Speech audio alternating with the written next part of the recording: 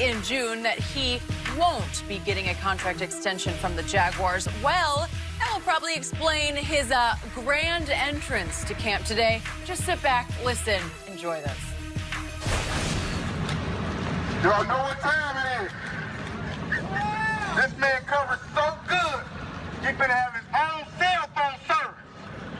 The man's so good, they finna give him his own jail called Jalen County, because these receivers are on 24-hour lockdown. If you check his pockets, he got 8 master locks in his pockets. They are on lockdown all season. The man, the myth, Jalen Ramsey. I know what it is. Work, man. Yeah, that's him. I know what it is. It's time to get this money.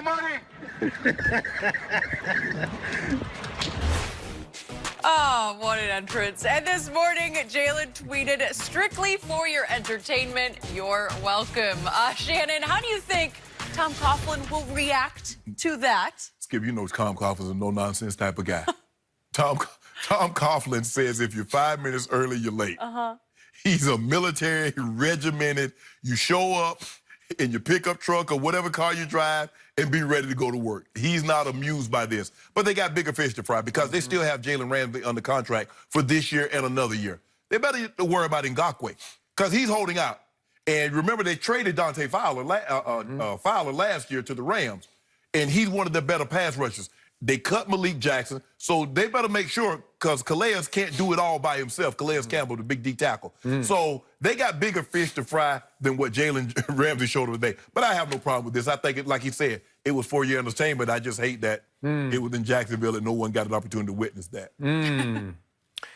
I believe Tom Coughlin will find zero humor in this. And I do believe that Jalen Ramsey, as Jenny just pointed out, he just tweeted what he tweeted because he knew he needed to soften the blow a little bit. Like, whoops, I might have gone a little too far, so strictly for your entertainment, you're welcome. Tom's not saying you're welcome back, right? No. And I just want to point out, even though, again, this is a collective bargaining issue, but Jalen's still stuck on that rookie contract, and he's only supposed to make $3.6 million this year. It's $13.7 next year, but he has the 2 more years before he can hit free agency. Right. 2 years, yeah. So what happened? He made 2 Pro Bowls and First team All-Pro in 2017. He was first team All-Pro. But what happened to his team last year? It went from the 4th quarter of the AFC Championship game in New England when it led 20-10. Obviously lost that game, but it went all the way from there to 5-11 last year. And I know you're down on Pro Football Focus rankings now, but last year, Pro Football Focus ranked Jalen the 40th best cornerback. Obviously, he's not, but that was just in his production last year. He had, by his standards, an off year. So this will fall on deaf ears upstairs that he's saying, I got a Brinks truck, I'm going to back it up, and you got to pay me my money. Right. Well, what I think they're going to pay him is, I believe, and I've said this now for a couple of months, I think that Tom Coughlin will soon look to trade Jalen Ramsey because I think he's close to that production tolerance issue where he's becoming more trouble than he's worth. Because remember how last year started? It was a GQ. He's just like Odell. He ethered every quarterback. Every quarterback. He took them all on. And it probably wasn't the smartest thing he's ever done. I know he gets full of himself, and it's like entertainment value. Well, the biggest part was he hyped up his own quarterback, who was the worst of the quarterbacks that he ethered. That was bad. He took shots at everyone. Everyone. It's hard to undo that, except Tom. And he's becoming the Odell of cornerbacks, right? So Tom Coughlin, having dealt with Odell and tried to look the other way with Odell when he probably should have pulled him from the Carolina game. Remember that? Yep.